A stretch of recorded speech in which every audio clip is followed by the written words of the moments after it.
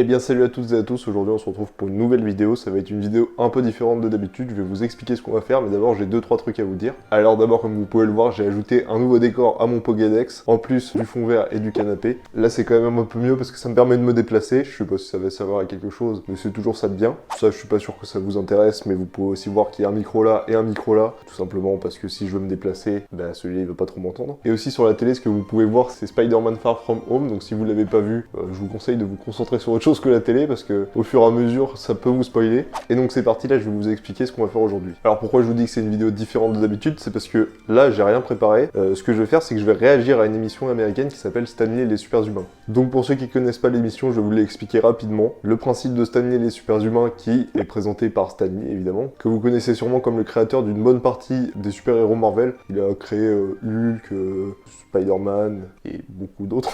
Malheureusement, il est mort il y a pas si longtemps, il est mort en 2019, je crois. Attendez, je vérifie mes sources. Très renseigné, le gars. Hein. Il maîtrise son sujet sur le bout de la langue. Ah, pardon, il est mort en 2018, novembre 2018. Donc, comme je disais, c'est une émission réalisée par Stanley. Et donc, le principe, c'est qu'on découvre 4 personnes à travers des petits reportages. Et ces personnes, elles ont des particularités. Elles peuvent faire des choses que la plupart des gens peuvent pas faire. Et ils sont considérés comme des super humains. Et donc, pour partir à la rencontre de ces personnes qui auraient des super pouvoirs, on accompagne Daniel Browning-Smith, qui est le reporter et qui est aussi contentionniste. Hein, tant qu'à faire, autant prendre l'homme le plus souple de la Terre. Donc au cas où, si vous n'avez pas bien compris, je vous laisse avec un extrait pour que vous compreniez mieux le principe de l'émission.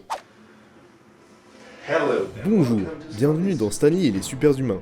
Je suis Daniel Browning-Smith et aujourd'hui nous allons découvrir des personnes qui possèdent des pouvoirs extraordinaires.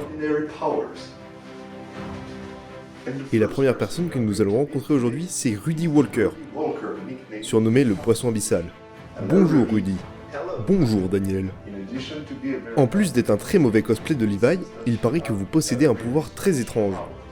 En effet Daniel, il se trouve que je possède une pilosité faciale impressionnante. Que voulez-vous dire par là? Eh bien j'ai la capacité de me faire pousser une barbe instantanément, comme je l'ai fait à l'instant. Très impressionnant, mais il semblerait que vous ayez un autre pouvoir. Bien sûr, en fait je peux changer de vêtements sur commande. Formidable, mais ce n'est pas pour ça que nous sommes venus vous voir aujourd'hui. En effet, il paraîtrait que vous possédiez une vision extrêmement réduite. C'est exact.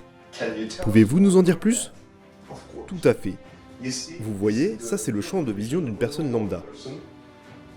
Et ça, c'est ce à quoi ressemble mon champ de vision. Oui.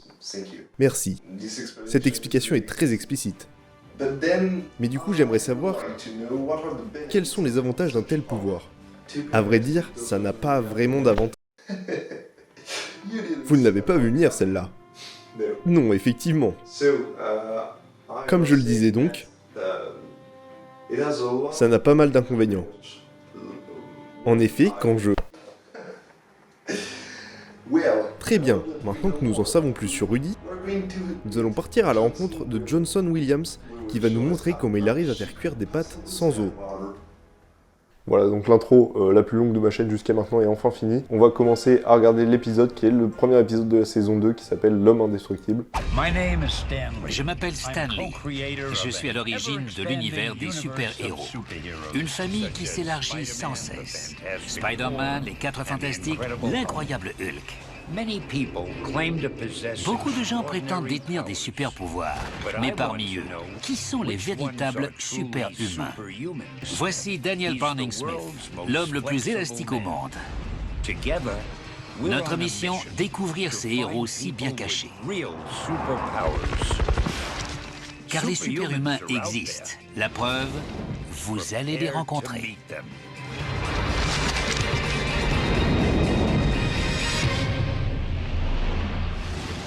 Bon voilà, il est beaucoup mieux expliqué que moi. Donc c'est parti, on va commencer avec la première personne. Ok, donc le premier c'est un moine Shaolin qui s'appelle Hu Kyung, qui est surnommé Incassable. Et en gros il dit qu'il maîtrise tellement le chi qu'il peut rendre sa peau incassable, comme son nom tout simplement. Je suis venu avec un ingénieur biochimique pour observer Hu Kyung à l'action. Alors il y a un truc qui me fait trop rire avec cette émission, c'est que Bon, des fois c'est vraiment impressionnant, mais des fois les super pouvoirs sont pas si ouf, et ils font quand même passer des tests scientifiques, ils font des expériences avec les gens, et à chaque fois ils ont des réactions comme si tout était impressionnant, alors que des fois c'est pas si fou. Et là vous allez me dire, toi tu critiques mais t'as aucun super pouvoir, et bah détrompez-vous, attention, ça va être très impressionnant. Je vais pas le refaire plusieurs fois, parce que ça demande quand même pas mal d'efforts, faut que je me concentre. La première étape c'est de sortir ma main du cadre de la vidéo, et attention, regardez ce que je peux faire.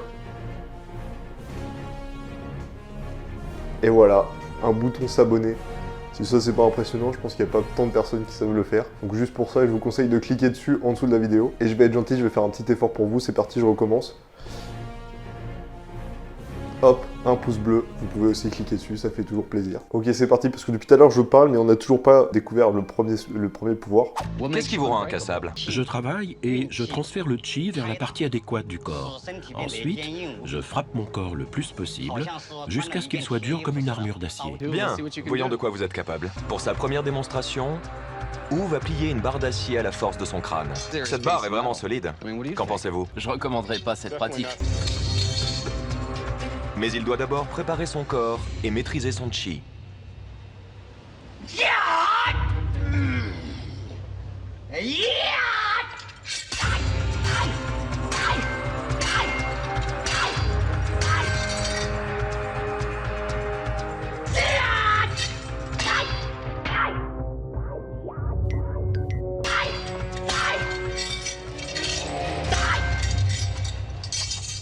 Wow. Attends, ça me fait trop rire parce que le gars il montre qu'il sait le plier dans un sens, mais il y a quand même besoin de la barre pour remontrer après, donc il la remet droite au cas où s'il a besoin de refaire la démonstration. En vrai c'est impressionnant parce qu'il doit se défoncer le crâne tout simplement. Il n'y a qu'une seule autre personne que j'imagine faire ça, c'est Jilcy, parce que si vous avez déjà vu ses vidéos et que vous l'avez vu jouer au jeu du panneau, je pense qu'il fait ça sans problème. Allez. Il a gagné. Mais non. Ok, on va voir les autres démonstrations de ce qu'il peut faire. Et la physique peut expliquer le phénomène. Il n'y a rien ici qui repousse les limites de la tolérance humaine. Pour Dan, ce n'est rien de plus que de la simple physique. L'enjeu de la prochaine démonstration est plus important. C'est l'esprit Shaolin. Les moines sont connus pour leur maîtrise des armes, surtout les lances. Wu va se coucher de tout son long sur ses 3 têtes de lance traditionnelles. Nous allons placer un bloc de 45 kg sur son dos et le fracasser avec un marteau. Wu se prépare à nouveau, uniquement grâce au pouvoir du chi.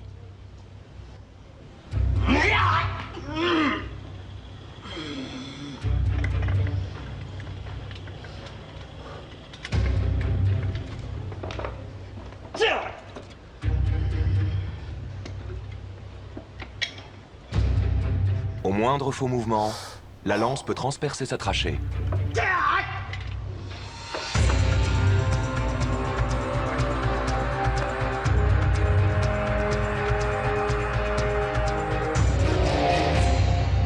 Mais en vrai là c'est vraiment incroyable parce que il met là. Bon après il tient, donc peut-être qu'il retient un peu le fait que ça appuie là. Mais s'il l'avait mis là par exemple, là c'est dur. Vous voyez, ça peut pas transpercer aussi facilement que la gorge. En vrai c'est une culture que je connais pas trop, donc je sais pas comment ça se passe. Mais le fait de me dire qu'il fait ça toute la journée et que du coup c'est potentiellement considéré comme son métier, je sais pas si vraiment c'est un métier ou si... En vrai j'en ai aucune idée. Mais en vrai le fait de me dire que quand il doit raconter ses journées à quelqu'un, il dit qu'il s'est couché sur des lances et qu'on lui a pété un bloc sur le dos ou alors qu'il a tordu une barre avec sa tête. Je trouve ça un peu marrant quand même, la conversation elle a pas trop de sens.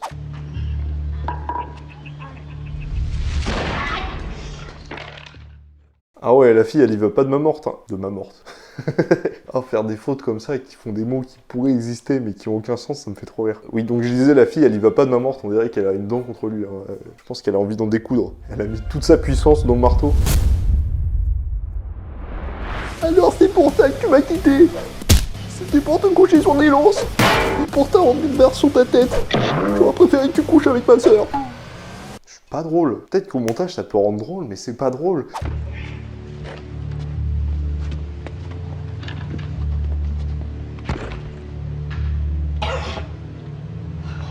Incroyable. Ah oui, en vrai, j'ai pas dit, mais tout à l'heure, je disais qu'il pouvait tenir la lance pour retenir le fait que ça lui appuie là, mais après, il a levé les bras comme ça. Donc, je pense que juste déjà, le fait de lever les bras comme ça avance le haut de son corps vers l'avant, et donc ça doit déjà appuyer. Et là, c'est pour ça qu'à la fin, il crache ses grands morts, parce que ça a dû lui défoncer la gorge. En vrai, c'est impressionnant. Incroyable. C'était impressionnant. Qu'en pensez-vous? Dès qu'on approche un objet tranchant de la trachée, On est en danger. On voit la marque sur sa poitrine. Ah ouais. Est-il incassable? Je pense pas, mais c'est une prouesse impressionnante. Dan est impressionné, mais pas toujours convaincu de l'existence du chi. Nous allons passer au niveau supérieur. J'allais dire, c'est quoi le niveau supérieur de se coucher sur des lances et de se faire frapper avec un marteau? Et là, il change de plan et on arrive sur une perceuse. Je sais pas ce qui va se passer, mais quand je vois ça, je me dis que la vidéo, elle est pas censée être sur YouTube. On va voir ça tout de suite, mais là, je suis pas serein. Le pouvoir de Wu lui permet de résister à la puissance mortelle d'une foreuse, appuyée contre son ventre, sa gorge et enfin sa tête.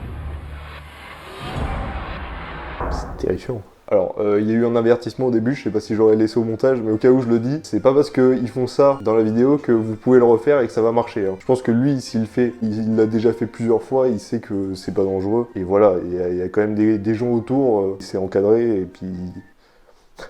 Puis je sais pas faire un message de prévention, mais voilà quoi.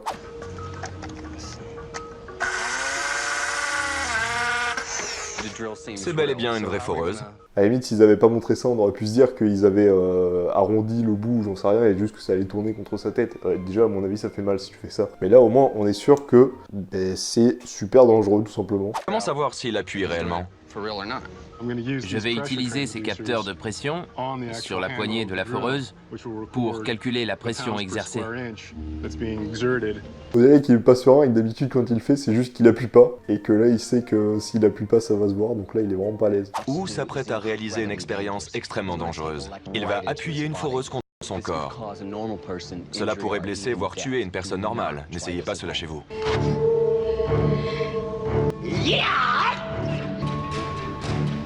On y va? Ah, attendez, en vrai, je sais pas, ça me stresse. Je sais que si ça se passait mal, ça serait pas dans l'émission ou j'en sais rien, mais ça me stresse quand même. Je pense que ça se passe bien, sinon ça serait bizarre. Mais je suis pas à l'aise. Je suis désolé, j'ai coupé au meilleur moment. Je sais que là vous êtes en train de vous dire que si vous aviez la foreuse, c'est dans mon ventre que vous la mettriez. Mais je suis pas prêt. Allez, c'est parti.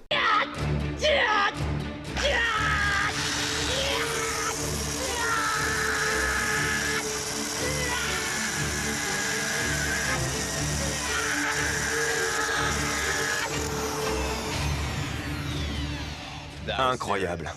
J'ai vu sa peau se tordre.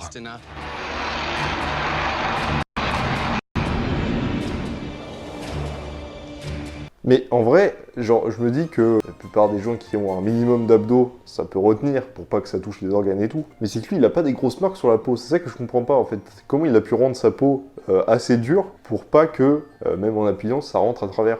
Du coup, ça va, ça s'est bien passé, je suis rassuré. Wu se prépare à forer sa gorge.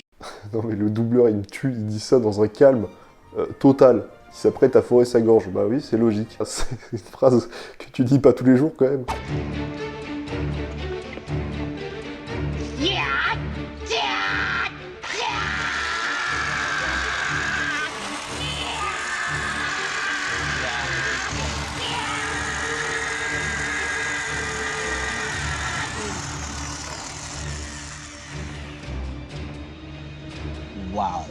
Vous voyez que c'est 100% vrai. On voit le sang. Il y a même du sang sur la mèche. Ah ouais, ok. Là, je veux pas dire qu'il appuie pas, je veux pas dire que, je sais pas, mais... Non mais juste déjà, appuyer sur votre gorge, ça fait mal. Juste avec le doigt. Imaginez un truc qui vous tourne la peau. Oh, ça a l'air horrible. En fait, ce que je comprends pas, c'est comment il a eu l'idée déjà. Genre, il s'est dit, je maîtrise le chi, je prends une foreuse, je me la mets sur la gorge. À aucun moment, il y a eu une hésitation, il s'est dit... Bon, celle-ci on l'attend pas. Pour y arriver, il l'a forcément fait avant, il s'est entraîné pour être sûr que ça marche. Mais je comprends pas comment il y a eu zéro fail. Trachéotomie maison. On voit qu'il pousse et la foreuse traverse la couche supérieure de la peau.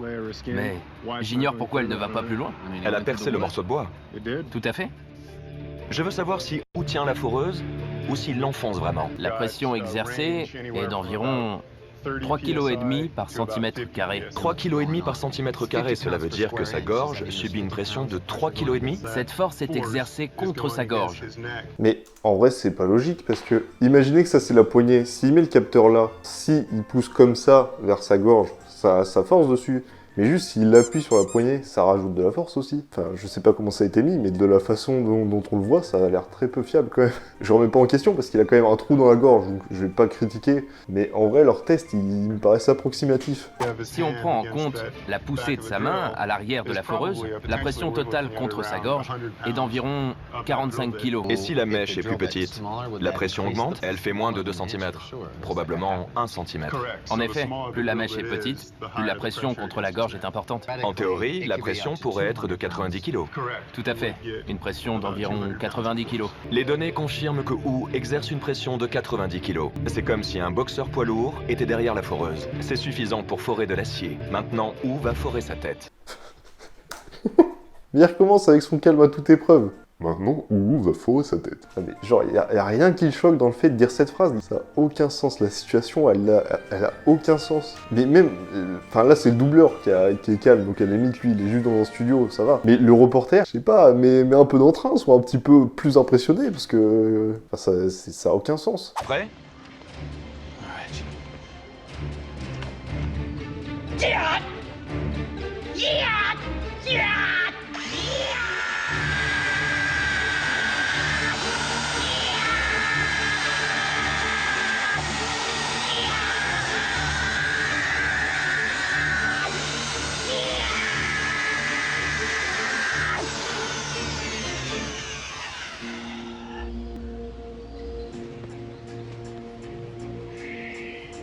Les données confirment que Wu appuie avec une pression de 90 kg. Ah mais en vrai c'est incroyable. J'ai déjà vu des épisodes où vraiment il y a des trucs pas fous, mais celui-là, j'avoue que je trouve ça vraiment impressionnant parce que je comprends pas. Juste je comprends pas comment son corps le retient pas d'appuyer. Parce que quand on sait que on pourrait serrer tellement fort la mâchoire qu'on pourrait la casser, mais que notre cerveau nous retient de le faire, le gars il a une foreuse contre sa tête et il arrive à appuyer. Je comprends pas. Genre moi, mes bras me retiendraient. Ils repousseraient le truc dans l'autre sens alors que c'est moi qui tire. C'est ça que je trouve... bon, non, je vais dire c'est ça que je trouve le plus fort, mais c'est quand même le fait de se fourrer la tête que je trouve le plus fort. C'est pas juste le fait de réussir à appuyer sur la foreuse. Il est difficile d'expliquer comment on peut réaliser cette expérience sans se blesser. C'est donc un mystère. Tout à fait, c'est un mystère pour moi. Les moines Shaolin semblent avoir découvert le secret de la maîtrise du ki. Ça leur permet de réaliser des prouesses surhumaines. Hu Qiong est la preuve vivante qu'ils sont capables de rendre leur corps incassable.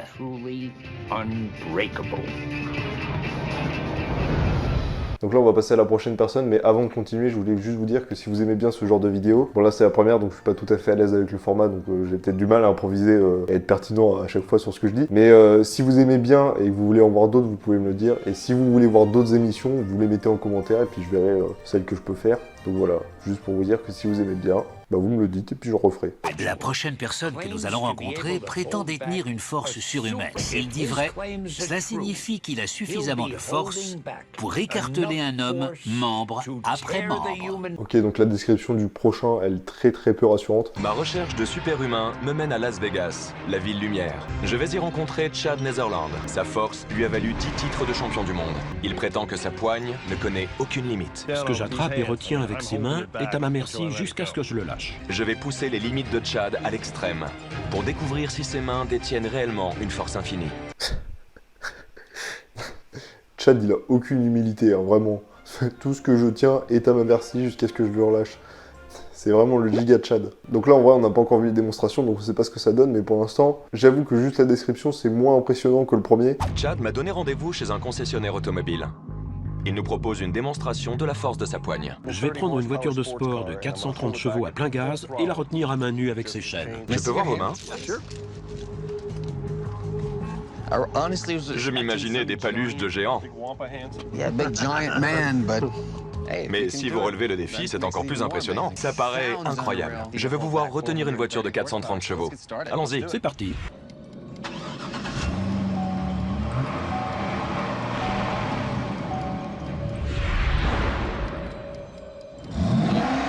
Vous n'allez pas vous blesser? Je ne crois pas.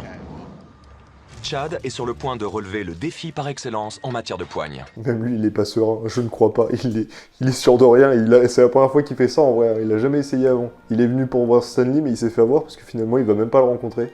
Très bien, allons-y. Retenir une voiture de sport de 430 chevaux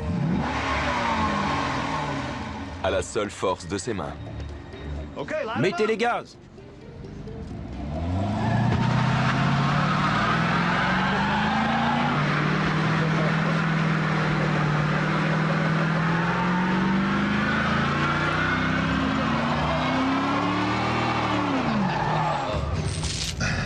C'était spectaculaire. Non mais en vrai le plus impressionnant c'est pas le fait qu'il arrive à tenir, c'est son ancrage au sol. Le gars, ses pieds ils sont plantés dans le sol. Il a pas l'air super lourd. Comment, enfin même quelqu'un de lourd en soi, il fait pas le poids d'une voiture qui tire. Comment il fait pour pas être tiré en fait? Enfin, le fait qu'il arrive à tenir, c'est impressionnant, mais comment il fait pour pas être entraîné par la voiture?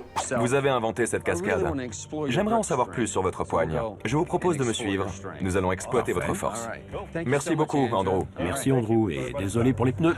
Je vais faire monter les enjeux. Chad pourra-t-il retenir 2 avions qui tentent de décoller et prouver ainsi que la force de sa poigne est sans limite?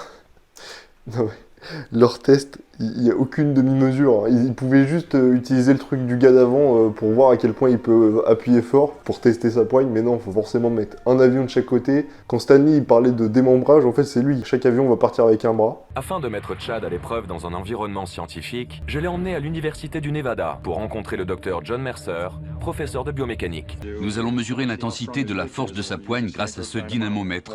Vous devez engager toutes vos forces et serrer le plus possible pendant environ 5 secondes. Allez-y.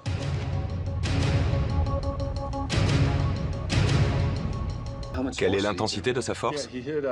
L'intensité est de 108,1. Il est environ 13 kg au-dessus de la moyenne, ce qui est assez impressionnant. Cela fait-il de lui un super-humain? Non, pas vraiment.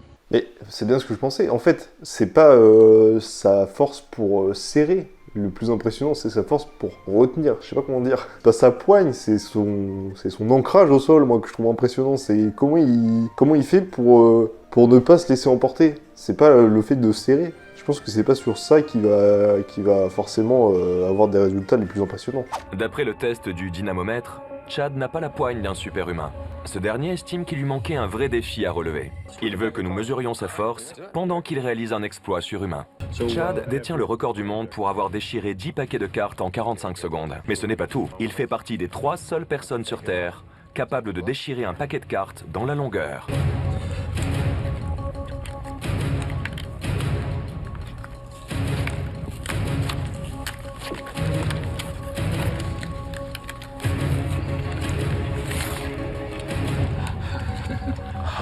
Waouh!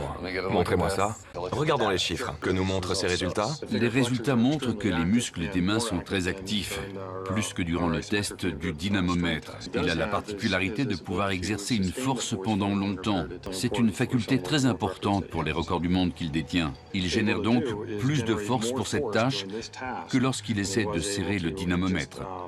Plus le défi se corse, plus la poigne de Chad se renforce. L'intensité de sa prouesse augmente avec la difficulté de la tâche. Ceci indique que la force et l'endurance de sa poigne pourraient être sans limite. Pour le découvrir, nous avons élaboré une épreuve extrême. À côté, les défis précédents étaient un jeu d'enfant. Donc là, il passe au test avec les avions comme on a vu tout à l'heure. Et en gros, il va y avoir donc un avion de chaque côté. Et chaque avion va essayer de décoller. Et le reporter, il a demandé au pilote quelle charge pouvait soulever ces avions. Et ils peuvent soulever 1 tonne. Ça veut dire que sur chaque bras, il aura 1 tonne à retenir. Le harnais de Chad a été élaboré et approuvé par le docteur Mercer pour tester les mains de Chad. Ce matériel est génial, car il sollicite la poigne seule, plutôt que la totalité du haut du corps. L'impact est donc concentré sur les mains. La force colossale générée par les 2 avions est de 2200 newtons, soit 226 kg force. C'est plus de 5 fois les résultats obtenus dans le laboratoire.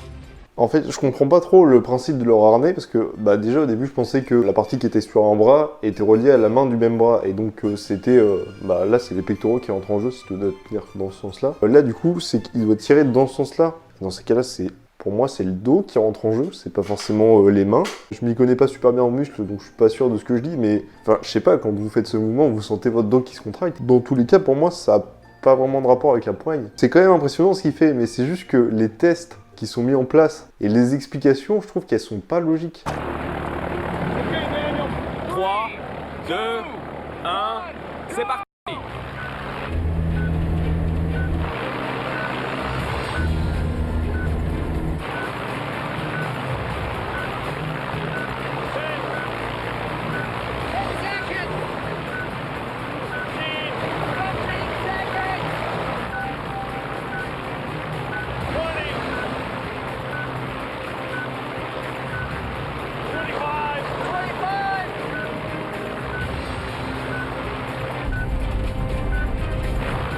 Il a réussi.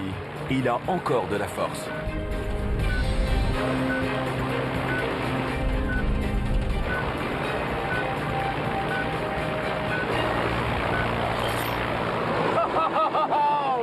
Génial! Comment vous vous sentez? Comme après avoir été écartelé par 2 avions. Ah non, mais lui, il fait ça sans effort, hein.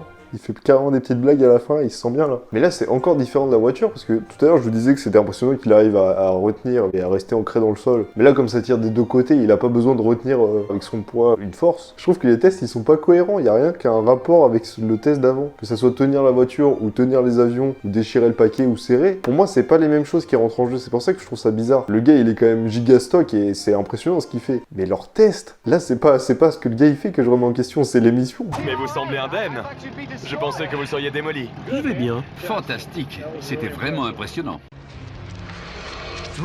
Grâce à une combinaison de techniques et de forces titanesques, Chad Netherland a réalisé l'impossible.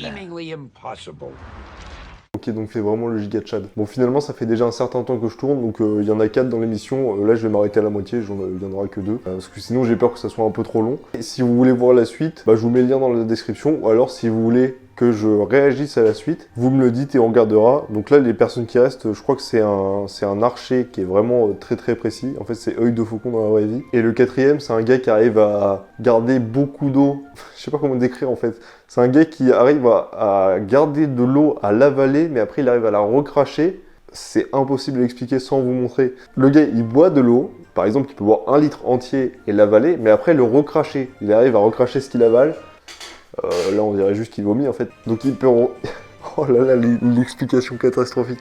Je réessaye une dernière fois. Le gars, il peut boire beaucoup d'eau et l'avaler, mais après réussir à le recracher. Et il arrive à cracher pendant longtemps sans s'arrêter. En gros, le gars, c'est une lance à incendie. Mais ce qui est le plus impressionnant, c'est qu'il garde pas l'eau juste dans sa bouche. Il peut avoir vraiment beaucoup d'eau. L'explication est vraiment catastrophique, donc si vous voulez voir, je vous dis, vous regardez en description ou vous me demandez. Sur ce, je vais vous laisser. N'oubliez pas de vous abonner, d'activer la cloche si c'est pas déjà fait. Mettez un pouce bleu. Donc voilà, c'est terminé. Donc sur ce, je vous dis à bientôt pour une prochaine vidéo. Au revoir. Waouh, les outros, c'est tellement pas mon fort. À chaque fois, je sais pas ce que je dis. C'est terrible.